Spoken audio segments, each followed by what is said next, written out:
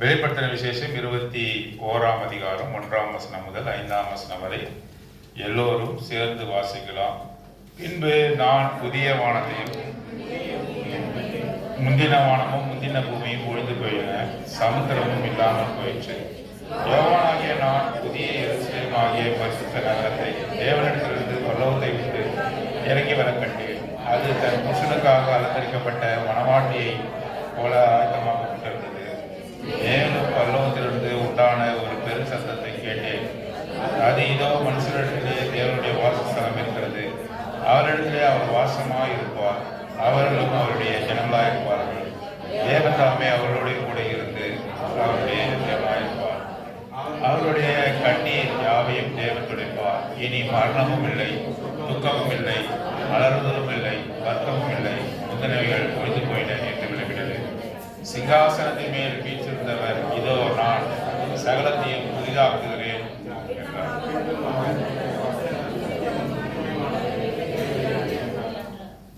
தேவன் தாமே இந்த வசனங்களை ஆசீர்வதித்து நம் அனைவரோடும் கூட பேசுவாராக.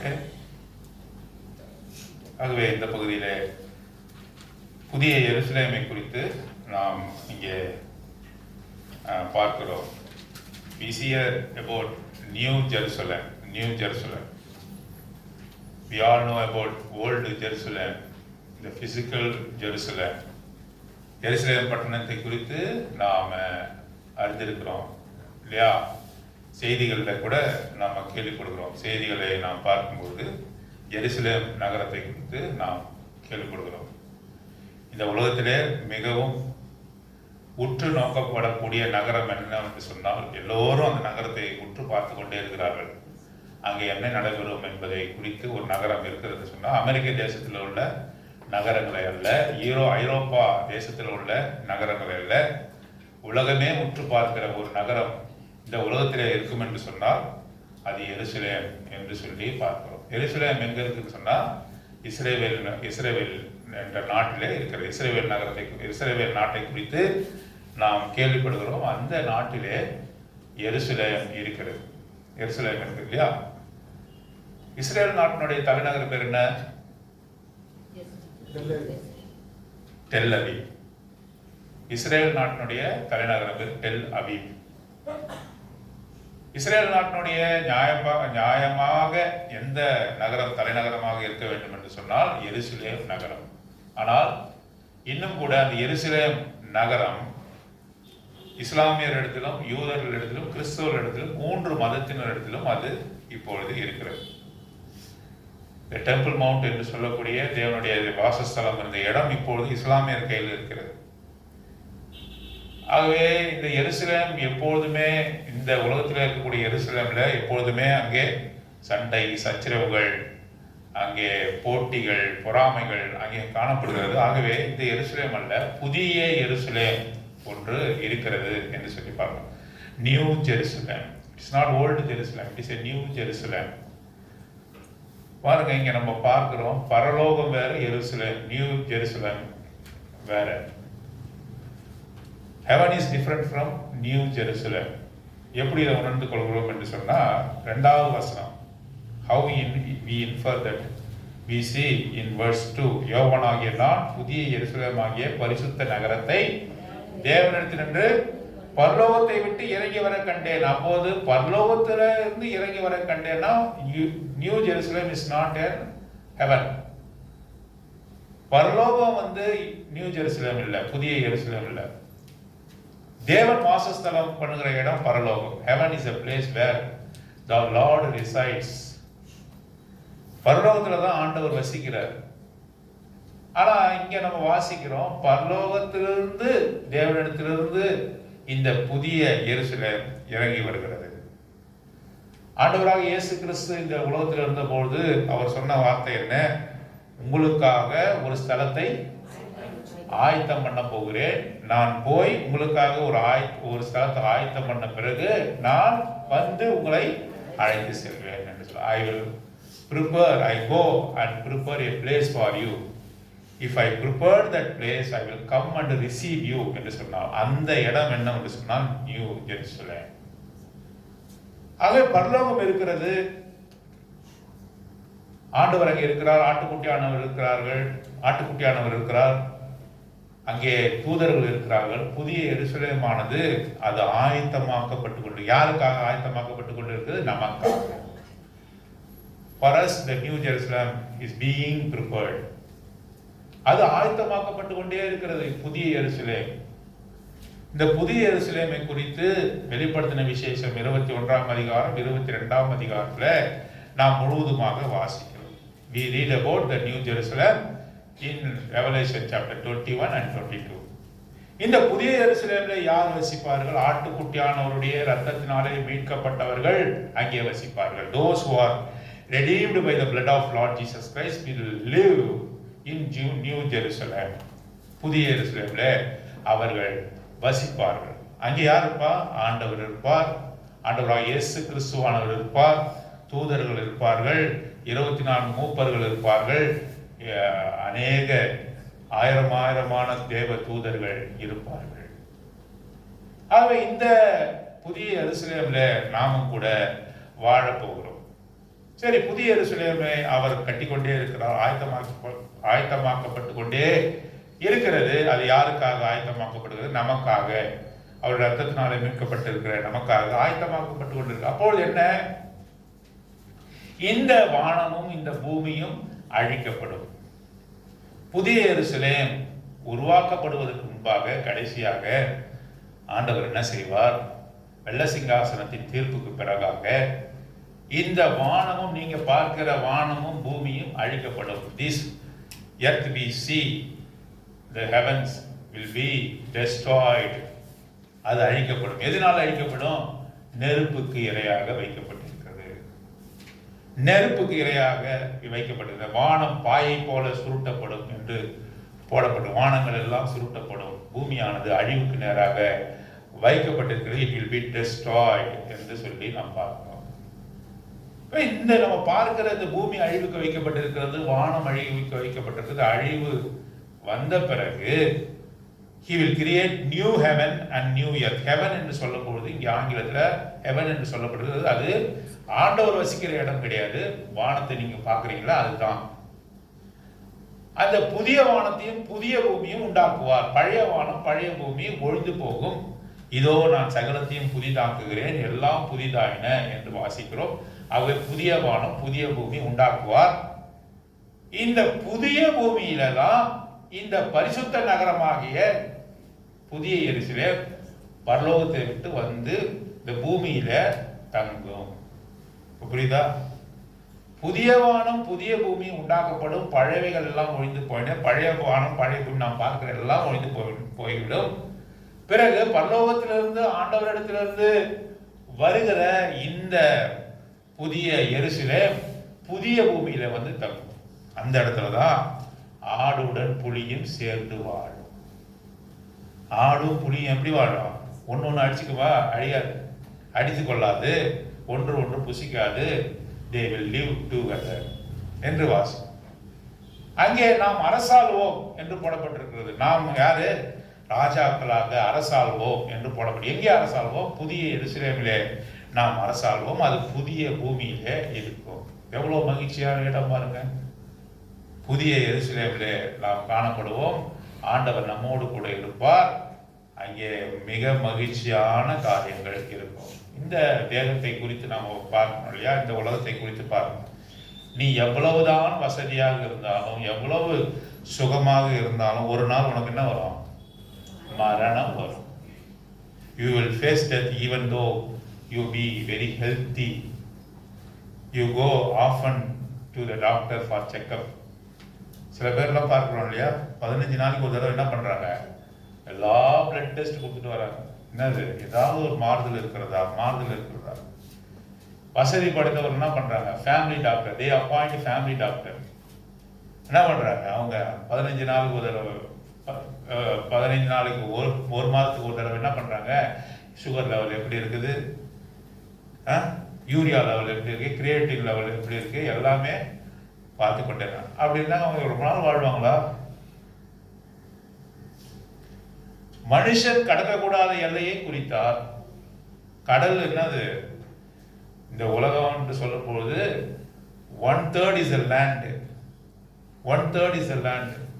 4ல் ஒரு பகுதி வந்து தான் நிலம், மீதி 3 பகுதி என்னது? கடல்.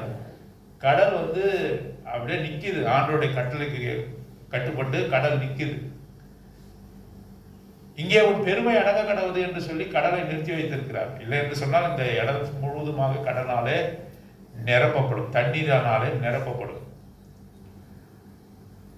ஆகவே கடலுக்கு வரையறை குறித்த தேவன் ஒரு செகண்ட் கூட நம்ம என்ன பண்ண முடியாது. அவர் குறித்த நாளையும் நாளைக்கும் மீறி வாழ முடியுமா?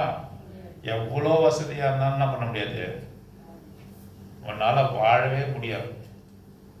அந்த செகண்டை நீ கடக்க முடியாது. உனக்கு it is appointed to every man to die and after that the judgment. Once to die, ஒரே தரம் மரிப்பதும் பின்பு நியாய தீர்ப்பு அடைவதும் மனுஷர் எல்லோருக்கும் நியமிக்கப்படும். It is appointed for man to tie.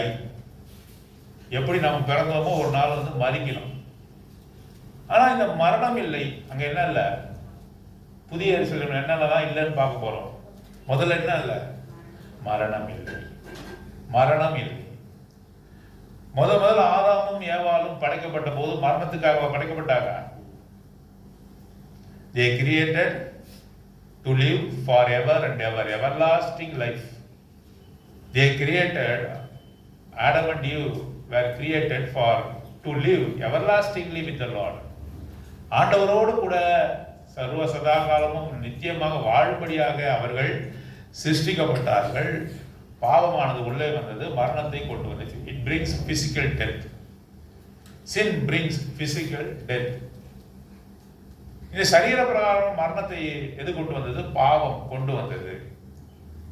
அவையெல்லாம் நம்ம மரணத்துக்குள்ளாக நாம் போகிறோம். ஆனால் இங்க நம்ம வாசிக்கிறோம், புதிய எருசலேம்ல என்ன இல்லை? மரணம் இல்லை என்று சொல்லி வாசிக்கிறோம். அவர்களுடைய கண்ணீர் யாவையும் தேவன் துடைப்பார். வேர்ஸ் 4, இனி மரணமும் இல்லை, மரணம் இல்லை, மரணமும் இல்லை, மரணம் இல்லை. there is no death என்று வாசிக்கிறோம். இந்த புதிய எருசலேம்ல உள்ள நுழைஞ்சவங்களுக்கு என்ன இல்லை? யாருக்கு இதுவரை மரணம் இல்லை? ஆண்டவருக்கு மாத்திரம்தான் மரணம் இல்லை. he lives everlastingly. I am Alpha, Omega, I am the beginning and the end.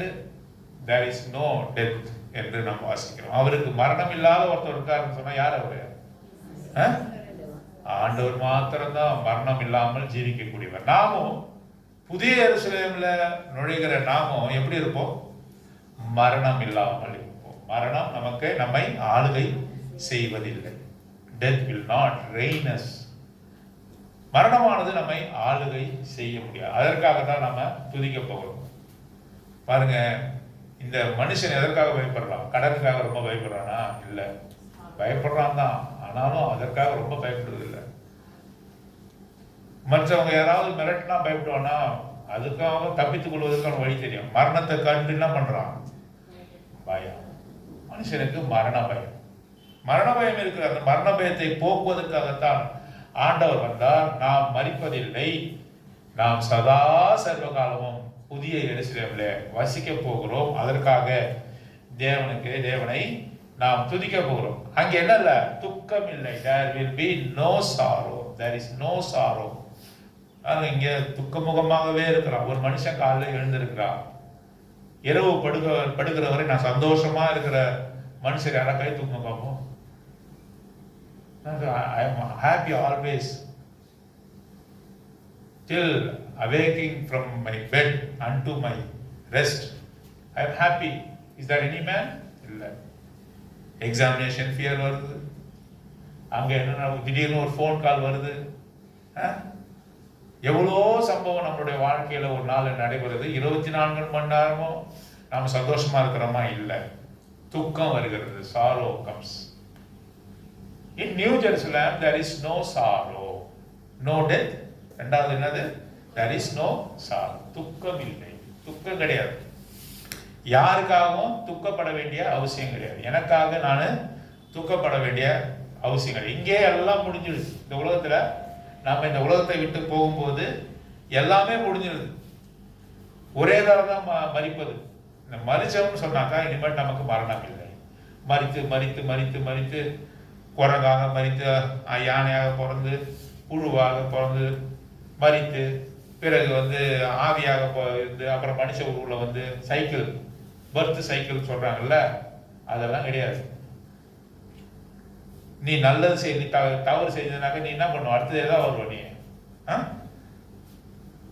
ஆடா மாடா ஏதாவது ஒரு பிறவியா நீ பிறப்ப என்று போடணும் பர்த் சைக்கிள். அப்படிலாம் இல்லை, ஒரே தரம் தான் மரணம். அதற்கு பின்பாக நித்திய காலமாக நாம் தேவனோடு கூட இருக்க போகிறோம். எவ்வளவு பெரிய சந்தோஷம்! இந்த மரணம் இல்லாத வாழ்வுக்கு என்னை கொண்டு போகிறீரே என்று சொல்லி நாம் கர்த்தரை நாம் துதிக்க போகிறோம். இரண்டாவது நாம் வாசிக்கிறோம், துக்கம் இல்லை. there will be no sorrow, no sorrow. துக்கம் இல்லாத ஒரு தேசம், நியூ ஜெருசலேம் என்று சொல்லப்படுகிற இந்த சிட்டி, காட்ஸ் சிட்டி, இந்த நகரமானது அது துக்கம் இல்லாத ஒரு தேசம். எதை குறித்து நான் கவலைப்பட வேண்டிய அவசியம் இல்லை. அலறுதலும் இல்லை, அங்க அலறது கிடையாது. இங்க என்ன பண்றோம், அலறோம். we cry after many things. இல்ல யாராவது நம்ம அடித்தா அலறோம், இல்ல நம்ம வீட்டுல வந்து கூச்சல் குழப்பம் இதெல்லாம் இருக்குது. அலறுகிற காரியம். யார் அலறுவாங்க? இந்த உலகத்துல இருக்கும்போது அலறுதல் இருக்கிறது. ஏதாவது ஒரு சமயத்துல அலறுதல் இருக்கிறது. கிரை என்று போடப்பட்டிருக்கிறது ஆங்கிலத்துல. அலறி துடிக்கிற காரியங்கள் இந்த உலகத்துல இருக்கிறது. ஆனால் இந்த புதிய எருசலேமில் அலறுதல் இல்லை. அதற்காக நாம் கர்த்தரை துதிக்க போகிறோம். வருத்தமும் இல்லை, பெயின் என்று சொல்லி போகிறோம். வலி ஆங்கிலத்துல வருத்தமும் இல்லை என்று தமிழ்ல போடப்பட்டிருக்குது, ஆங்கிலத்துல பெயின் என்று போடப்பட்டிருக்கு. இந்த உலகத்துல நமக்கு வலி இருக்குதா? இல்லைன்னு யாரா சொல்ல முடியுமா? எத்தனை பேரோட பேக்ல வந்து அமிர்தாஞ்சனோட வந்துருக்கீங்க. கொஞ்ச நேரத்துல அமிர்தாஞ்சன் வாசனெல்லாம் அடிக்கீங்க. தலைவலி, கால் வலி, கை வலி, எல்லாத்த விட மனசு வலிக்குது பிரதர். என் பொண்ணு செய்யறது எனக்கு மனசு வலிக்குது, என் பையன் செய்யறது என் மனசு வலிக்குது, என் வீட்டுக்காரர் செய்யறது எனக்கு மனசு வலிக்குது பிரதர், வலிக்குது பிரதர். ஹார்ட் அட்டாக்கே வருது போல. ஹார்ட் அட்டாக்னா என்ன? இருதய வலி. Heart pain is heart attack. Heart attack, எனக்கு மனசு வலிக்குது பிரதர். வலி இந்த உலகத்துல இருக்கும்போது மனுஷனுக்கு என்ன இருக்கு? வலிக்குது. வலி இல்லாம ஆபரேஷன் பண்ண முடியுமா? பண்ணலாம் பிரதர். அங்க என்ன செடேட்டிவ் என்று சொல்லக்கூடிய வலி நிவாரணி கொடுக்குறாங்கல்ல, மயக்க மருந்து கொடுக்குறாங்க. மயக்க மருந்து கொடுத்து அந்த வலியில ஆபரேஷன் பண்ண, அதுக்கப்புறம் வலிக்குமானா வலிக்கும் பயங்கரமா. இந்த செடேட்டிவோட பவர் குறையும் பொழுது, மயக்க மருந்தினுடைய வலி குறையும் போது அங்க என்ன பண்ணோம்? வலி வந்து திரும்பவுமாக வரும். சில வியாதிகள்லாம் இருக்கு. அந்த வியாதிகள்லாம் அதிகமான வலி தொந்தரவை நமக்கு கொடுக்கிறது. மனுஷன் வலி நிறைந்தவனாக இருக்கிறான். Physical pain R mental pain. ஒன்று அவனுக்கு சரீர பிரகாரமான வலி இருக்கும், இல்லைன்னா என்ன இருக்கும்? மனதளவிலே அவன் பாதிக்கப்பட்டிருப்பான். மனதளவிலே பாதிக்கப்பட்டான்னா என்ன? எதுக்குள்ள போவான்? ஆங்ஸைட்டி, டிப்ரெஷன், இதுக்குள்ளாக அவன் போவான். மனசோர்வு, மனத்துல வந்து அதிகமான மனசோர்வு காணப்படும். இதெல்லாம் ஒரு வகையான வலியாக தோன்றுகிறது. இதெல்லாம் புதிய எருசலேம்ல இருக்குமா இல்லையா? சொல்லுங்களேன், சத்தமா சொல்லுங்களேன். ஒரு நாளும். எவ்வளவு சந்தோஷமான நகரம் பாருங்க. எது இதெல்லாம் இல்லைன்னு பாக்குறோம். எது இதுதான் இல்லை? மரணம் இல்லை. அடுத்து சொல்லுங்க, துக்கம் இல்லை. there will be no sorrow, there will be no death. அப்புறம் அலறுதல் இல்லை. there shall be no cry, there shall be no pain. இது எவ்வளோ ஒரு சூப்பரான இடம் பாருங்க. அந்த இடத்துக்கு தான் உங்களை ஆண்டவர் தேர்ந்தெடுத்திருக்கிறார். யாரெல்லாம் அவருடைய ரத்தத்தினாலே கழுவப்பட்டு ரட்சிக்கப்பட்டு அவரை சொந்த தகப்பனாக ஏற்றுக்கொண்டிருக்கிறார்களோ இவர்களுக்கு இப்பேற்பட்ட இடத்தை அவர் கொடுக்கிறார் என்று சொல்லி நாம் பார்க்கிறோம். அங்க என்ன இருக்கிறது? அங்க என்ன இருக்கிறது? சந்தோஷம், சமாதானம், நீதி, இதெல்லாம் அங்கே காணப்படுகிறது என்று சொல்லி நாம் பார்க்கிறோம். பாருங்க, வெளிப்படுத்தின விசேஷம் 7ஆம் அதிகாரம் 17வது வசனம். 7ஆம் அதிகாரம் 17வது வசனம். Revelation chapter 7 verse 17. சிங்காசனத்தில் மத்தியில் இருக்கிற ஆட்டுக்குட்டியானவரை இவர்களை மேய்த்து நடத்துவார். தேவன் தாமே கண்ணீர் யாவையும் துடைப்பார் என்றான். கண்ணீரை துடைத்து அவளை மேய்க்கிறவர் யாரு? ஆண்டவர். புதிய எருசலேமிலே நம்ம மேய்க்கிறவர் யாரு? ஆண்டவர். அங்கே கர்த்தர் என் மேய்ப்பராய் இருக்கிறார். நான் கர்த்தர் என் மேய்ப்பராய் இருக்கும் பொழுது எனக்கு என்ன எந்த விதமான தாழ்ச்சியும். The Lord is my shepherd, I shall not want என்று வாசிக்கிறோம். எனக்கு தேவை ஒன்றும் இல்லை. ஆங்கிலத்தில் போடப்பட்டிருக்கிறது என்னன்னா, எனக்கு தேவை ஒன்றும் இல்லை. கர்த்தர் என் மேய்ப்பராய் இருக்கும் பொழுது எனக்கு தேவை என்பதே ஒன்றும் இல்லை. அவரே எல்லாவற்றையும் பார்த்து கொள்கிறார். அவர் இருக்கிற இடம் நீதியின் இடம், அவர் இருக்கிற இடம் சமாதானத்தின் இடம், அவர் இருக்கிற இடம் சந்தோஷத்தின் இடம். அங்கே துக்கம் இல்லை, நோவு இல்லை. அங்கே நம்ம வாசிக்கிற மரணம் இல்லை, அலறுதல் இல்லை, வருத்தம் இல்லை.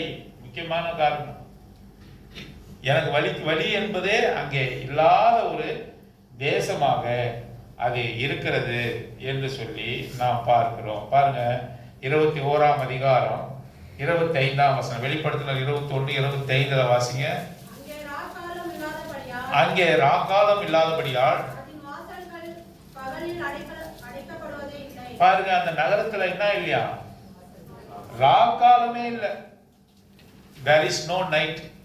அங்க எல்லாமே எப்படி இருக்குது? பகலாகவே இருக்குது. அந்த நகரம் காலையில சூரியன் வரும், மதியானம் அந்த சூரியன் நடுமத்தில வரும், இரவுல சூரியன் மறைந்து போகும், இரவு காலம் வரும், நிலவு வரும். இந்த சூழ்நிலையே எங்க இல்லை? புதிய எருசலேம்ல கிடையாது. அங்க ராக்காலம் இல்லை. There is no night. அதன் வாசல்கள் பகலில் அடைக்கப்படுவதே இல்லை. அந்த வாசல்லாம் அடைக்கப்படுவது திறந்தே இருக்கிறது. ஏன் அப்படிப்பட்ட நிலைமை இருக்கிறது? 21ஆம் அதிகாரம் 23ஆம் வசனம், நகரத்திற்கு வெளிச்சம் கொடுக்க சூரியனும் சந்திரனும் அதற்கு வேண்டுவதில்லை. ஒரு ஊர் இருக்குனாங்க, அந்த ஊர்ல என்ன இருக்கணும்? சூரியன் இருக்கணும், சந்திரன் இருக்கணும். பாருங்க, இந்த உலகத்துல சில இடங்கள்லாம் இருக்குது. ரஷ்யாவில் யாக்கூட்ட ஏதோ ஒரு இடம் சொல்றாங்க. அங்க 6 மாசத்துக்கு சூரியனே வரலாம். சில இடங்கள்லாம் இருக்கு. ரஷ்யாவில் சில இடங்கள்லாம் இருக்கு. அங்கே பனி உறைந்த இடமாக அது காணப்படுகிறது. மக்கள் தொகை மிகவும் குறைவாக வசிக்கிறார்கள். அந்த இடத்துல பனி எங்கும் உறைந்து இருக்கும். 6 months there will be no sunlight, there will be no heat என்று வாசிக்கிறோம். பாருங்க, அது இருண்டு இருக்கிறது என்று சொல்லி வாசிக்கிறோம், புரிந்து கொள்கிறோம். இங்க பாருங்க, இங்க சூரியன் வேண்டுவதில்லை, சந்திரன் வேண்டுவதில்லை. ஏன் அப்படி சந்திரன் வேண்டுவதில்லை? தேவனுடைய மகிமையை அதை பிரகாசிப்பித்து ஆட்டுக்குட்டியானவரே அதற்கு விளக்கு. 23ஆம் வசனம் சொல்லப்பட்டிருக்கிறது. சூரியன் தேவையில்லை, சந்திரன் தேவையில்லை, நட்சத்திரங்கள் தேவையில்லை, அதுக்கு வெளிச்சமே தேவையில்லை. ஏன் வெளிச்சம் வேண்டுவதில்லை? தேவனே அதற்கு வெளிச்சம். அவர்தான் வெளிச்சம், அவர்தான் வெளிச்சமாய் இருக்கிறார். ஆகவே அதற்கு இருட்டு என்ற காரியமே இருக்காது. ஆட்டுக்குட்டியானவரே அதற்கு விளக்கு. The lamp is the lamp. lamp என்றால் ஆட்டுக்குட்டி என்ற அர்த்தம். லேம்ப்னா விளக்கு என்ற அர்த்தம். The lamp is the lamp என்று சொல்லப்படுகிறது. ஆட்டுக்குட்டியானவரே விளக்கு. ஆகவே திருட்டு பயம் கிடையாது. பகல்ல முழுவதுமாக பகல்ல இருந்தாக்க திருடன் பயம் இருக்குமா? ஜனங்க இருக்கும்போது திருடன் வருவானா? வரமாட்டான். இரவிலே தான் அவன் என்ன செய்வான்? கண்ணம் விடுவான். இரவிலே தான் திருடர்கள் வருவார்கள், திருட முயற்சிப்பார்கள். ஆகவே அவரே வெளிச்சமா இருக்கிறார். இரவில் நடமாடும் கொள்ளை நோய் என்று வாசிக்கிறேன். எங்க வாசிக்கிறோம்? சங்கீதம் புத்தகம் 91வது சங்கீதம். பகலில் பறக்கும் அம்புக்கும் இரவில் நடமாடும் பயப்படாது இருப்பாயாக. இரவிலே நடமாடுற கொள்ளை நோய். டாக்டர்ஸ் கூட சொல்றாங்க, என்ன இந்த ஒரு பகலை கடந்துட்டா ஒரு பழிச்சுவாப்பில்ல, இந்த ஒரு ராத்திரியை கடந்துட்டா அவர் பழிச்சுவாரு என்று சொல்றாங்க. இரவு என்பது என்னன்னு சொன்னால் அது பல சூழ்நிலைகளை நமக்கு கொடுக்கக்கூடிய இடம். நித்திய இளைப்பாறுதல் மாத்திரமல்ல, அது அநேக வேதனைகளை கொடுக்கும். எப்ப விடியும் என்று காவல்காரரை போல நாம காத்து கொண்டிருக்கிறோம். உதாரணமா பாருங்க, நம்ம கூட நாம என்ன செய்யறோம், இரவில் என்ன பண்றோம்? அநேகர் 99% பேர் என்ன பண்றாங்க? இரவில் தூங்குகிறார்கள். தூங்கி விழிப்போம் என்ற நினைவு நமக்கு இருக்கிறதா? நம்ம காலைல வீழ்ச்சிடுவோம். இல்லை, ஆண்டவர் தான் நம்ம எழுப்புறாரு. நம்ம நானே எழுச்சிக்குவாங்க அப்படின்னு நினைப்பீங்களா? ஒரு நாளும் கிடையாது. நான் காலையில நீ எழுந்திருப்பன்ற நினைவு உனக்கு இருக்கிறதா? முடியுமா? காலையில கண்ணை திறக்க முடியுமா? உன்னை எழுப்புகிறவர், உன்னை இரவின் நித்திரையிலிருந்து உன்னை எழுப்புகிறவர் யாரு? இந்த நாளை காணும்படியாக எனக்கு கிருபை செய்தீர் என்ற வாசனத்தை வாசிக்கிறோம். இந்த நான் ஒரு நாளை காண யாரு கிருபை செய்கிறார்னா ஆண்டவர் தான் கிருபை செய்கிறார். இரவில் தூக்கத்திலிருந்து நம்ம எழுப்புகிற கர்த்தர் தான். தூங்குடா மகனேன்னாக்கா தூங்குட வேண்டாம் நித்தியமா. தூங்க அப்படியே விட்டுட்டாங்கனாக்கா தூங்கினே இருப்பாங்க. சில பிள்ளைகள்லாம் என்ன பண்ணுவாங்க, ரொம்ப வசதியா இருந்தா அப்பா அம்மா எழுப்பவே மாட்டாங்க. எத்தனை மணிக்கு எழுந்திருப்பாங்க? 12 மணி 1 மணிக்கு எழுந்திருப்பாங்க, சாப்பாட்டு நேரம். அப்போ கூட என்ன பண்ணணும், பேரண்ட்ஸ் போய் அவங்கள எழுப்பணும். எழுப்பலன்னா அம்மான்னு தூங்கிட்டே இருப்பாங்க. ஆண்டவர் நம்ம எழுப்பலன்னா என்ன, நம்ம தூங்கி போவோம். ஒவ்வொரு நாளும் காணும்படியாக அவர் என்ன செய்யறாரு, நமக்கு கிருபை கொடுக்கிறார். அங்கே இரவு இல்லை, அங்கே ராக்காலம் இல்லை. ஏனென்று சொன்னால் அங்கே அவரே சூரியனாக இருக்கிறார், அவரே சந்திரனாக இருக்கிறார். ஆட்டுக்குட்டியானவர் விளக்காக இருக்கிறார் என்று சொல்லி பார்க்கிறோம். பாருங்க, இதெல்லாம் புதிய எருசலேமிலே நாம் காணப்படுகிற காரியங்கள். முதல்ல என்ன காரியம்? சத்தமா சொல்லுங்க. மரணம் இல்லை, அப்புறம் துக்கம் இல்லை, அலறுதல் இல்லை, வருத்தம் இல்லை, ராக்காலம் இல்லை என்று சொல்லி நாம் வாசிக்கிறோம். 21ஆம் அதிகாரம் 27வது வசனம்.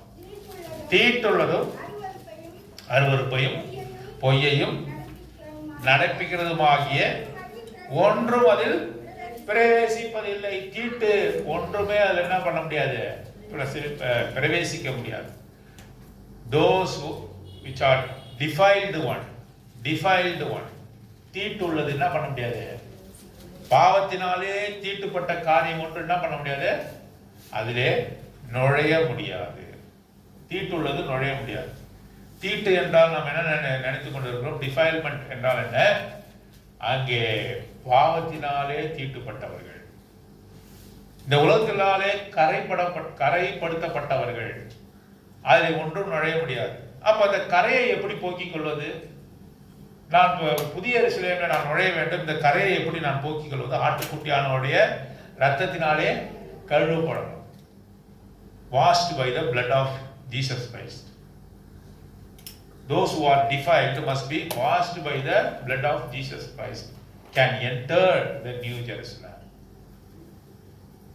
ஆட்டுக்குட்டியானுடைய ரத்தத்தினாலே கழுவப்பட்டவர்கள் தான் இந்த பாவ தீட்டை அவர்கள் ஒழித்து கட்ட முடியும். டிஃபைல்மெண்ட். தீட்டவர்கள் நுழைய முடியாது. திருடன் நுழைய முடியுமா? கொள்ளக்காரன் நுழைய முடியுமா? கெட்ட வார்த்தைகள் பேசுகிறவர் நுழைய முடியுமா? நுழைய முடியாது. நீங்க போங்க, எங்க அம்மா போறாங்க, நானும் வந்துடுவேன்னு போக முடியுமா? உங்க அம்மா தீட்டு இல்லாதவளா இருப்பாங்க, நீ எப்படிப்பட்டவளா இருப்ப? தீட்டு உள்ளவளா இருப்ப. இவர்கள் எங்க அம்மா தான் என்று சொல்லி போக முடியுமா? ஒரு லைன்ல நிக்கிறீங்க, அநேக லைன்ல நிக்கிறீங்க, உங்க அம்மா முன்னாடி நிக்கிறாங்க, இல்லை தகப்பன் முன்னாடி நிக்கிறாங்க, நீ பின்னாடி நிக்கிற, நேரா போய் அம்மா பக்கத்துல போய் நின்னுக்கிட்டு என்ன சொல்ற? எங்க அம்மாங்க இவங்க. உடனே அவங்களும் என்ன பண்றாங்க? கொஞ்சம் இடம் கொடுக்குறாங்க. அங்க காட்ட முடியுமா? எங்க அம்மா இவங்க, எங்க அப்பா இவங்க, இவர்கள் பரிசுத்தமான ஒரு நடக்கையில வாழ்ந்தாங்க, இவன் சகோதரன், இவன் பரிசுத்தமான நடக்கையில இருந்தா நானும் போவேன், அப்படிலாம் போக முடியாது. அவன் தன்னுடைய கிரியை குறித்து கர்த்தருக்கு என்ன பண்ணணும்? நான் என்ன செய்யணும்னோ அதுக்குதான் நான் என்ன பண்ணணும்? ஆண்டவருக்கு கணக்கு ஒப்பிக்கணும். என்னுடைய சகோதரனுக்காக நான் கணக்கு கொடுக்க முடியாது, தகப்பனுக்காக கணக்கு கொடுக்க முடியாது, இவர்களை மன்னிங்கன்னு ரெக்கமெண்ட் பண்ண முடியாது. மனுஷர் ஒருவனை குறித்தும் தேவனிடத்துல நீ என்ன பண்ண முடியக்கூடாது, சாட்சி கொடுக்க வேண்டிய அவசியம் இல்லை. என் சகோதரன் ரொம்ப நல்லவங்க, இவனை மட்டும் சேர்த்துங்க அப்படிலாம் சொல்ல முடியுமா? பல்லவத்தில் போய் ஆண்டவரத்தில் போய் சொல்ல முடியுமா? என்னுடைய தாயாரை பற்றி சொல்ல முடியுமா? என்னுடைய பிள்ளையை பற்றி நான் சொல்ல முடியுமா? என் பிள்ளையை மட்டும் விட்டுடுங்க அப்படின்னு சொல்ல முடியுமா? சொல்லவே முடியாது. ரெக்கமெண்டேஷன் செல்லாதாங்க. இவனை ஏற்றுக்கொள்ளுங்கள் என்று நீ சொல்ல முடியாது. இவனை குறித்து நல்ல சாட்சி சொல்ல முடியாது. ஒருத்தனை குறித்து நல்ல சாட்சி சொல்ல முடியுமா? சாட்சி லெட்டர் வாங்கிட்டு வர சொல்றாங்க சில இடத்துல. என்னன்னாக்கா இவர் நல்லவர் என்று சொல்லி சாட்சி லெட்டர் வாங்கிட்டு வாங்கன்னு சொல்றாங்க. அந்த மாதிரி யாரை குறித்தாவது நல்ல ரெக்கமெண்டேஷன் லெட்டர் கொடுக்க முடியுமான்ற இடத்துல கொடுக்க முடியும். உன்னை பத்தி நல்லாவே தெரியும், உன்னைய பத்தி நல்லா தெரியும். அதனால ஒவ்வொருவரை குறித்தும் அவர் நன்றாக அறிந்திருக்கபடியால் அவருக்கு சாட்சியின் கடிதம் இல்லது ஆதார கடிதம் தேவையற்ற ஒன்று. அவன் இந்த உலகத்துல என்ன செய்கிறானோ அதற்கு தான் அவர்கிட்ட கணக்கு கொடுக்கணும். ஆகவே தீட்டுள்ளது ஒன்றும் நுழைய முடியாது. நான் என்னுடைய குடும்பத்துல நான் ரட்சிக்கப்பட்டேன்னா நான் மட்டும்தான் போக முடியும். நான் ரட்சிக்கப்பட்டேன்னா குடும்பம் முழுவதுமே போக. ரேஷன் கார்டு கிடையாது. ரேஷன் கார்டை பார்த்தா என்ன தெரியுது? இந்த என்டையர் ஃபேமிலி, இந்த குடும்பத்துல எவ்வளவு பேர் இருக்கிறாங்க, எத்தனை நபர்கள் இருக்கிறாங்கன்னு தெரியுது. அது போல அங்க கிடையாது. ரேஷன் கார்டுலாம் கிடையாது. ஒவ்வொரு மனுஷனும் தன்னை குறித்து அவருக்கு என்ன பண்ணணும்? சாட்சிக்கணும். அதனாலதான் ஞானஸ்தானம் குடும்ப தலைவர் மட்டும் எடுத்தா போதுங்க, நீங்க எடுக்க வேண்டியதுன்னு சொல்றாங்களா? என்ன சொல்றாங்க? ஒவ்வொருவனும் தன்னை குறித்து பாவத்தை அறிக்கையிட்டு ஞானஸ்தானம் பெற்றுக்கொள்ளணும்னு சொல்றாங்க. ஒவ்வொருவனும் தன் பாவத்தை குறித்து ஆண்டவரிடத்துல ஒப்பு கொடுத்து ஆண்டவரை ஏற்றுக்கொள்ளணும். என் தகவல் ஏற்றுக்கொண்டானுக்காக முழு குடும்பமும் அங்கே ரட்சிக்கப்பட முடியாது. ஆகவே தீட்டுள்ளது ஒன்றும் அங்கே நுழைய முடியாது. Defiled thing cannot enter into the new Jerusalem. இரண்டாவது அருவருப்பு, அபாமினேஷன். எதெல்லாம் அருவருப்பாய் தோன்றுகிறதோ அதெல்லாம் போக முடியாது. பாருங்க, இந்த உலகத்துல அநேக உறவுகள் இருக்கிறது இல்லையா? ரொம்ப சொல்வதற்கே ரொம்ப கேவலமாக இருக்கிற உறவுகள் இருக்கு. ஆணுக்கு ஆணுக்கு கல்யாணம், பொண்ணுக்கு பொண்ணுக்கும் கல்யாணம், லெஸ்பியன், கே, எவ்வளோ உறவு முறைகள் இருக்கிறது. சில நாடுகள்லாம் இது என்ன பண்ணுது? அது அங்கீகரிக்குது. LGBT என்று சொல்லக்கூடிய இந்த உறவு முறைகள்லாம் அங்கீகரிக்குது. அமெரிக்காவில் சில நகரங்கள் அங்கீகரிக்கப்பட்டு, ஐரோப்பாவில் சில ஊர்களெல்லாம் இதெல்லாம் அங்கீகரிக்கப்பட்டிருக்கிறது. இந்த விதமான லெஸ்பியன், கே, பைசெக்சுவல், டிரான்செக்சுவல் இவங்கெல்லாம் ஒரு நாளும் ஆண்டவரிடத்துல போகவே முடியாது. அருவருப்பான காரியம், அபாமினேஷன். இவர்கள்லாம் ஒரு நாளும் கர்த்தரிடத்துல போக முடியாது. புதிய எருசலேமில் அவர்களுக்கு இடம் கிடையாது. அருவருப்பையும் நடப்பிக்கிற பொய் சொல்கிறவர்கள் உள்ளே போக முடியுமா? வசதிக்காக பொய் சொல்வது, ஒரு நல்ல காரியத்துக்காக பொய் சொல்வது, பொய் சொல்கிற எவரும் என்ன பண்ண முடியாது? அவர் இடத்துல போக முடியாது. மெய்யை மெய்யென்று சொல்லுங்கள், இல்லதை இல்லதென்றும் சொல்லுங்கள் என்று ஆண்டவர் சொல்றார். பொய் சொல்கிறவர்கள் ஒரு நாளும் ஆண்டவரத்துல போக முடியாது. உண்மையை சொல்கிறவர்கள் தான் போக முடியும். தீட்டுள்ளதும் அருவருப்பையும் நடப்பதுமாய் ஒன்றும் அதிலே பிரவேசிப்பதில்லை. ஆட்டுக்குட்டியானவர் ஜீவ புஸ்தகத்தில் எழுதப்பட்டவர் மாத்திரம் அதில் பிரவேசிப்பார்கள். யார் பிரவேசிக்க முடியும்? ஆட்டுக்குட்டியானவருடைய ஜீவ புஸ்தகத்திலே இருக்கிறவர்கள் மாத்திரம்தான் நுழைய முடியாது. 2 பீட்டர் 2 பேதுரு 3ஆம் அதிகாரம் 13வது வசனம். 2 பேதுரு 3ஆம் அதிகாரம் 13வது வசனம். 2 Peter chapter 3 verse 13 வாசிங்க.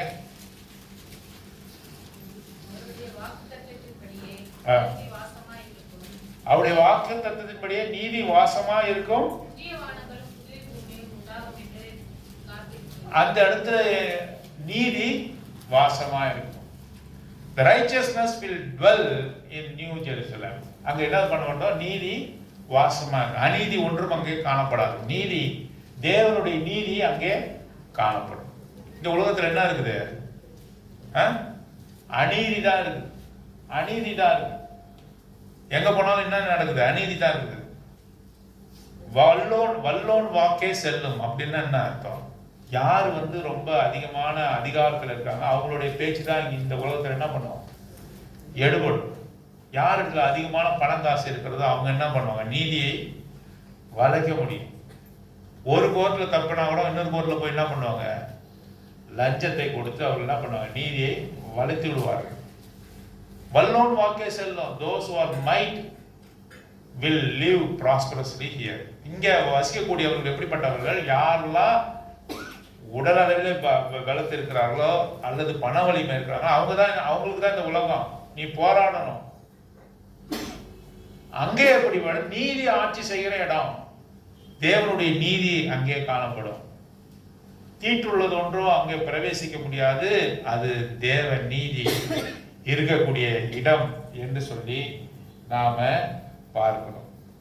வெளிப்படுத்தின விசேஷம் 22ஆம் அதிகாரம் 3ஆம் வசனத்துல நாம் வாசிக்கிறோம். மேலும் 22ஆம் அதிகாரம் 3ஆம் வசனம், இனி ஒரு சாபமும் இராது, தேவனும் ஆட்டுக்குட்டியானவருமே இருக்கிற சிங்காசனம் அதில் இருக்கும். சாபம் இருக்காது. அங்க என்ன இருக்காது? சில பேர் என்ன சொல்றாங்க, சாபம் விடுறாங்க, நீ நல்லாவே இருக்க மாட்ட சொல்றாங்க இல்லையா, நீ நாசமா போயிடுவ. நான் வயிறு சொல்றேன், இதுக்கெல்லாம் அங்க இடமே கிடையாது. அவன் வயிறு எரிஞ்சா என்ன, நீயே எரிஞ்சா கூட எனக்கு என்ன, அதெல்லாம் ஒண்ணு நடக்காது. ஐயோ நம்ம பயப்படுறோம், ஐயோ அவங்க கிட்ட சாபம் விட்டுருவாங்க, CARES.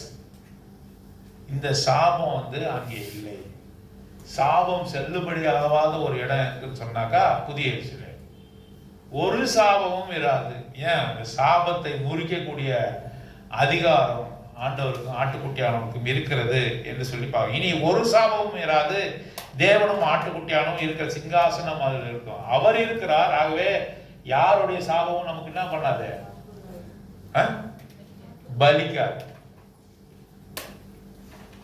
No curse will be there. No curse will enter into New Jerusalem. It will not happen. யாராவது நம்ம சாபம் விட்டாங்க நம்ம பயப்பட வேண்டிய அவசியம் இல்லை. புதிய எருசலேம்ல அப்படிப்பட்ட சூழ்நிலை இல்லை என்று சொல்லி நாம் வாசிக்கிறோம். 22ஆம் அதிகாரம் 3ஆம் வசனம் 4ஆம் வசனம் பாருங்க. அவருடைய ஊழியக்காரர்கள் அவரை சேவித்து அவருடைய சமூகத்தை தரிசிப்பார்கள், அவருடைய நாமம் அவருடைய நெற்றியிலே இருக்கும் என்று சொல்லி வாசிக்கிறோம். அவருடைய ஊழியக்காரர் தான் யார் இருப்பாங்க? அங்க இருப்பாங்க. ஊழியக்காரனா கான்சர் ஒன்று கிடையாது. ஊழியக்காரனா யாரு? சீசர் தான். நாம் எல்லாரும் தான் தேவனுடைய ஊழியக்காரர். யாரெல்லாம் அவருக்கு ஊழியம் செய்யறாங்களோ அவங்க எல்லாம் தேவனுடைய ஊழியக்காரர். யாரெல்லாம் அவருடைய பேச்சுக்கு கட்டுப்படுறாங்களோ, யாரெல்லாம் வார்த்தைக்கு கட்டுப்படுறாங்களோ அவரெல்லாம் யாரு? தேவனுடைய ஊழியக்காரர். அவருடைய ஊழியக்காரர் அவரை சேவித்து அவருடைய சமூகத்தை தரிசிப்பார்கள். ஆகவே அங்க என்ன இருக்காது? சாபம் இராது என்று சொல்லி பார்க்கிறோம். அடுத்த காரியம் என்ன வாசிக்கிறோம்? 21ஆம் அதிகாரம் 22ஆம் வசனம் 21-22. அதிலே தேவாலயத்தை நான் காணவில்லை, சர்வவல்லமையுள்ள தேவனாகிய கர்த்தரும் ஆட்டுக்குட்டியானவருமே அதற்கு. அங்க தேவாலயம் இருக்குதா? அங்க சர்ச் இருக்குமா? சர்ச்சு கிடையாது. அங்க சர்ச்சு கிடையாது. விசுவாசம், நம்பிக்கை, அன்பு. விசுவாசம் அங்க இருக்குமா? இருக்காது. ஏன் இருக்காது? விசுவாசத்தை உலகத்தோட முடிஞ்சிடும். விசுவாசிக்கிறேன், ஆண்டவர் வருவாரு, என்னோட பாவத்துக்காக தான் அவரு பலியானாரு, அவரை நான் பார்த்துட்ட பிறகு விசுவாசம் முடிஞ்சது இல்லையா? ஒரு மனைவி இருக்கிறாங்க, கணவர் அமெரிக்க தேசத்துல இருந்து வரணும், என் கணவர் சுகமா அமெரிக்க தேசத்துல இருக்கிறாருன்னு நான் விசுவாசிக்கிறேன், நான் நம்புறேன், நம்பின்னு இருக்கேன். அவரு கண்ணுக்கு பார்த்துட்டேன், அவர் வந்துட்டாரு, ஊருக்கு வந்துட்டாரு, பார்த்துட்டேன், இன்னும் நான் விசுவாசமா இருக்கிறேன், அவருக்கு அமெரிக்க தேசத்துல இருக்காரு சொல்லுவீங்க? சொல்ல மாட்டேன். ஏன்? நான் கண்ணால பார்த்துட்டேன், அவர் தொட்டு பார்த்துட்டேன், அவர் வந்துட்டாரு. ஆகவே என்னது? விசுவாசம் முடிஞ்சிடுச்சு. நம்பிக்கை, எனக்கு எல்லா பொருளையும் வாங்கிட்டு வருவார், நம்பிக்கையா இருக்கிறேன். ஐ ஹோப் எனக்கு என்ன அநேக அங்கே போய் சம்பாதிச்சு நிறைய பணத்தை எடுத்துட்டு வருவார், எனக்கு வேண்டிய பொருள்லாம் வாங்கிட்டு வருவார், என்ன நம்பிக்கையா இருக்கிறேன். அவரு என்ன பொட்டி நிறையா பொருள்லாம் வாங்கிட்டு உன்னை பிரியப்படுத்தபடி, மனைவியை பிரியப்படுத்தபடி பெட்டியை நிறைய வந்துட்டார். முதல்ல கணவனை பார்க்குறாங்க மனைவி, ரெண்டாவது எதை பார்க்குறாங்க? ஏங்க அங்கே கையாட்டினா வந்தீங்க அப்படின்னு கேட்குறாங்க. அப்போ ரெண்டாவது என்ன அவ்வளோ நாள் அமெரிக்கா தேசத்துல இருந்ததுக்கு என்ன வாங்கிட்டு வந்தீங்கன்னு கேட்குறாங்க இல்லையா? அப்போ நம்பிக்கை, அதை பார்த்துட்டு நம்பிக்கை முடிஞ்சிருச்சு. அன்பு, அங்க இருக்கும் போது அன்பா இருந்தா இங்க என்ன அன்பு முடிஞ்சுங்க, இனிமேல் உனக்கு உததான் அப்படி அன்பு ஒண்ணுமே நிலைத்து இருக்கும் இல்லையா? ஆகவே சபைதான் இந்த உலகத்தோட முடிஞ்சிருச்சு. பிலதெல்பியா சபையாரே வாருங்கள் என்று ஆண்டவர் கூப்பிடுவாரா? என்ன பண்ணுவார்? மனவாட்டியே வா, மனவாட்டியே வா. பிலதெல்பியா சபையாரே, சியோன் சபையாரே, புதிய எருசலேம் சபையாரே பேர் வச்சிருக்காரு. என்ன வச்சிருக்காங்க? புதிய எருசலேம் சபையாரே. ஃபுல் காஸ்பல் ட்ரினிட்டி சர்ச்சே வா. ஹாஃப் காஸ்பல் ட்ரினிட்டி சர்ச்சே பாதி, ஃபுல் காஸ்பல்னா பாதி இருக்கு, அப்புறம் குவார்ட்டர் ட்ரினிட்டி சர்ச்சே வா. அப்புறம் அதுபோல சர்ச்சை பேர் சொல்லி கூப்பிட்டு வர இல்லை, ஒரே பேர் தான். நமக்கு என்ன பேரு? மனவாட்டியே வா. உண்மையான அவருடைய மனவாட்டி எந்த சபையில இருந்தாலும் என்ன பண்ணுவாங்க, அவர் இடத்துல எடுத்துக்கொள்ளப்படும். இந்த சபையில நம்ம 70 பேர் வரோம், ஒருவேளை 30 பேர் உண்மையான மனவாட்டியா இருக்கலாம், 30 பேர் மட்டும் தான் போவாங்க, மீதிலாம் விடப்படுவாங்க. அந்தந்த சபையில உண்மையான தேவனுக்கென்று உண்மையா இருக்கிறவர்கள் என்ன செய்யப்படுவார்கள், எடுத்துக்கொள்ளப்படுவார்கள். பிலதெல்பியா சபையாரே வான்னு சொல்ல மாட்டாங்க, அவருக்கு சர்வலோக சபை ஒன்றே, சர்வலோக சபை ஒன்றே. அப்புறம் ஏன் பிலதெல்பியான்னு பேர் வச்சிருக்கீங்க? இங்க வந்து இங்க கன்வீனியன்ட்டுக்காக வச்சிருக்கிறோம். சபைன்னு வச்சாங்க என்ன பண்ணுங்க, நீங்க இங்க இருக்கிற எல்லா சபைக்கும் போயிட்டு வந்துருவீங்க. சபைக்கு வாங்க யாரும் கூப்பிட முடியுமா? சபைக்கு ஒரு அட்ரஸ் தேவை, பேர் தேவை. பிலதெல்பியா நாகர்குளம் மெயின் ரோட்ல இருக்க சபைக்கு வாங்கன்னா வருவீங்க. எங்க சபைக்கு வாங்கன்னு சொன்னாங்க, எந்த சபைக்கு போவீங்க? உங்களுக்கு தெரியாது, அதுக்காக பேர் வச்சிருக்கிறோம், அங்க அட்ரஸ் இருக்கு. இதுக்கு எந்த மகிமையும் கிடையாது. சபைனா ஒண்ணுதான், விசுவாசிகளாக நாம் தான் அவருடைய சபை. எந்த சபையில நீ ஆண்டவருக்கு உண்மையா இருந்தாலும் கூட நீ அவர் அழைக்கும் பொழுது சர்வலோக சபை மனவாட்டி ஒருவரே, மனவாட்டி ஒருவரே, அந்த ஒருவர் வந்து அவர்கிட்ட போவாங்க, ஆண்டவர்கிட்ட போவாங்க. ஆகவே there is no temple, அங்கே தேவாலயம் தேவைப்பட வேண்டிய அவசியம் இல்லை. ஆண்டவரே என்ன பண்றாரு அங்க, அதை வாசிக்கலாம். அதிலே தேவாலயத்தை நான் காணவில்லை, சர்வ வல்லமையுள்ள தேவனாகிய கர்த்தரும் ஆட்டுக்குட்டியானவருமே அதற்கு ஆலயம் என்று சொல்லி நாம பார்க்கிறோம். ஆகவே அங்கே துன்மார்க்கர் அங்கே இருக்க போவதில்லை. 21ஆம் அதிகாரம் 8ஆம் வசனம் வாசிக்கிறேன். 21 பயப்படுவர்களும் அவிசுவாசிகளும் அருவருப்பானவர்களும் கொலைபாதகரும் விபசாரக்காரர்களும் சூனியக்காரர்களும் விக்கிராராதனைக்காரரும் பொய்யர் அனைவரும் 2ஆம் மரணமாகிய அக்கினியும் கந்தமும் எரிகிற கடலிலே பங்கடைவார்கள், இவர்களுக்கு அங்கே இடம் இல்லை என்று சொல்லி நாம அங்க பார்க்கிறோம். ஆகவே அங்கே ஜீவ விருட்சத்தின் கனி இருக்கிறது, ஜீவ விருட்சம் இருக்கிறது. அங்கே சாபம் இல்லை, ஜீவ விருட்சம் இருக்கிறது. அந்த கனியை புசிக்க போகிறோம். ஜீவ தண்ணீர் இருக்கிறது. தேவனுடைய சன்னிதானத்திலிருந்து புறப்படுகிற ஆறிலிருந்து ஜீவ தண்ணீர் இருக்கிறது. ஜீவ விருட்சம் இருக்கிறது. அங்கே மகிழ்ச்சி இருக்கிறது, சந்தோஷம் இருக்கிறது. அந்த புதிய எருசலேமை தான் நாம நோக்கி இருக்கிறோம். இதற்காக நாம் என்ன செய்ய போறோம்? இன்னைக்கு ஆண்டவரை நாம் ஆராதிக்க போகிறோம். என்னை அந்த புதிய எருசலேமுக்கு என்று என்னை தகுதிப்படுத்தினீரே. பாருங்க, நம்ம அவரை அந்த புதிய எருசலேமுக்கு என்று நாம் தகுதிப்படுத்த நம்ம பாக்கியவான்களா? இல்லை. நாம தீட்டு உள்ளவர்கள், தீமையானவர்கள், தீதை நடப்புகிறவர்கள். நமக்கு என்ன பண்றாரு? இந்த புதிய எருசலேம் கொடுக்கப்பட்டிருக்கிறது. பாருங்க, மனுஷனுடைய வாழ்நாள் மிக குறுகியதாக இருக்கிறது. மனுஷனுடைய வாழ்நாள் மிக குறுகியதாக இருக்கிறது. இன்று இவர், நாளை என்ன பண்ண எழுதப்பட்டிருக்கிறது? நாளை நீ. கிரமட்டோரியத்துல எழுதப்பட்டிருக்குல்ல, நம்ம புதைக்கிற இடத்துல இன்று இவர், நாளை என்னது நீ. என்னைக்கா இருந்தாலும் பிறந்தா மறிச்சுதான் ஆகணும். மறித்த பிறகு எங்க போக போற? அது மிக முக்கியமான கேள்வி. மறித்த பிறகு எங்க போக போற? உனக்காக ஆயத்தமாக்கப்பட்ட 2 இடம் இருக்கு. ஒண்ணு என்னது? நரகம், இன்னொன்னு பரலோகம். பரலோகம் என்று சொல்வதை புதிய எருசலேம். 2மே ஆயத்தப்பட்டு இருக்கு. ஒண்ணு நரகம், இன்னொன்னு புதிய எருசலேம். நாம நித்திய காலமா தான் வாழ போறோம். மரணத்துக்கு அப்புறம் நித்திய காலமா தான் இருக்க போறோம். நாம மட்டும்தான் போகணும் இல்ல, துன்மார்க்கரும் எழுந்து போவாங்க, நியாயத்தீர்ப்பு அடைவாங்க. எங்க போய் பங்கடைவாங்க? நரகத்துல அவியாத அக்னியில போய் பங்கடைவாங்க. இஸ்லாத்துல சொல்லப்பட்டிருக்கிற ஒரு காரியம் என்ன தெரியுமா? என்ன காரியம் சொல்லப்பட்டிருக்கு? உன்னுடைய பாவத்துக்கு தக்கதாக நீ நரகத்துல பங்கடைவாய் என்று சொல்லப்பட்டிருக்கு. அப்படின்னா என்ன?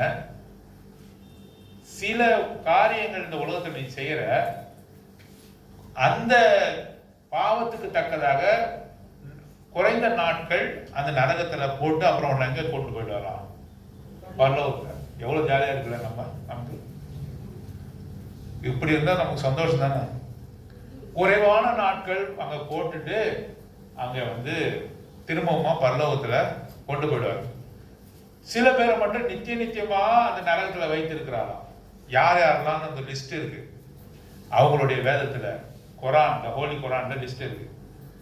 முதல்ல என்ன தெரியுமா, கடவுளுக்கு இணை வைப்பவர்கள். அப்படின்னு என்ன அர்த்தம்? இவரும் கடவுள், அவரும் கடவுள், அதுக்கப்புறம் இவரும் கடவுள், எல்லாரையும் நான் வேளாங்கண்ணிக்கு போவேன், சமயபுரமும் போவேன், எல்லா சர்ச்சுக்கும் வருவேன், எல்லாத்தையும் சொல்றாங்கல்ல. இணை வைப்பது, ஆண்டவருக்கு கடவுளுக்கு இணையாக இன்னொருவரை வைப்பது பெரும்பாலும் அதுக்கு நித்திய நரகம். நித்தியமான நரகத்துக்கு பாக்கியவான்கள் யாரு? இணை வைப்பவர்கள். கடவுளுக்கு இணையாக இன்னொருவரை கொண்டு போய் வைத்தா அவர்கள் தான் நரகம் தப்பாது நிச்சயமா இருக்கும். ரெண்டாவது என்ன தெரியுமா சொல்றவங்க? வட்டிக்கு பணம் கொடுக்கிறவங்க. வட்டிக்கு யாரெல்லாம் பணம் கொடுத்து பணத்தை வாங்குறீங்களோ அவங்கெல்லாம் வந்து நித்தியமான நரகத்துல அனுபவிப்பீங்க. அதான் ஒரு 5 காரியங்களை சொல்றாங்க. அதை தவிர்த்து மற்ற பாவங்களை செய்யணும், குறைவான தண்டனை பெற்று திரும்பவும் பரலோகத்துக்கு போகக்கூடாது. இங்க அப்படி இல்லை. வேதத்துல நீ பாவத்தை செய்து ஆண்டவராகிய இயேசு கிறிஸ்துவினுடைய ரத்தத்தினாலே அறிக்கையிட்டு கழுவப்படாவிட்டால் நான் ஒரு பாவி என்று சொல்லி அவரிடத்துல அறிக்கையிட்டு அவருடைய ரத்தத்தினாலே கழுவப்பட்டு அவருடைய பிள்ளையாக நீ மாறாவிட்டால் நித்தியமான நரகம். ரெண்டுமே உண்மை, ரெண்டுமே நித்தியம். நீ எங்க போக போறன்றது இங்கே முடிவு செய்யி. அந்த நகரம் எவ்வளவு அழகா இருக்கிறது. நமக்கு 22ஆம் அதிகாரத்துல வாசிக்கும் போது அந்த தரையெல்லாம் பொன்னா இருக்கிறது, கோமேதகம் பயரம் பதித்த மதில்கள் இருக்கிறது. அந்த நகரத்துக்கு 12 வாசல்கள் இருக்கிறது. ஒவ்வொரு முத்தினாலே ஒரு வாசல் உருவாக்கப்பட்டது. முத்துனா எவ்வளவு பெருசா இருக்கான் பாத்தீங்களா? முத்து எவ்வளவு பெருசா இருக்கான். அங்க இருக்கிற வாசலே ஒரு பெரிய முத்தா இருக்கிறான். அது எவ்வளவு பெரிய முத்துன்னு தெரியல. ஒவ்வொரு 12 வாசல்களும் ஒவ்வொரு முத்தா இருக்கிறது. தரையெல்லாம் தங்கமா இருக்கிறது. பல்வேறு கற்களினாலே பதிக்கப்பட்டு இருக்கிறது.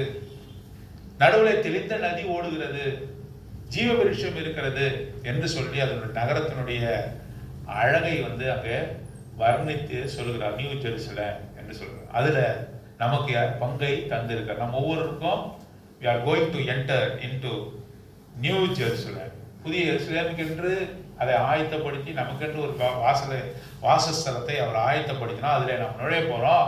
அங்க எதெல்லாம் இல்லை சொல்லலாமா? சொல்லுங்க பாப்போம், சத்தமா சொல்லுங்க பாப்போம். நீங்க இப்போ சகோதரன் ஒன்றும் சகோதரி ஒருத்தோம், சரியா? முதல்ல சகோதரருக்கு தான் கொடுப்போம். இல்ல இல்ல, ஒரு சகோதரன்னா இந்த இடத்துல ஒருத்தர் தான் வருது. சொல்லுங்க.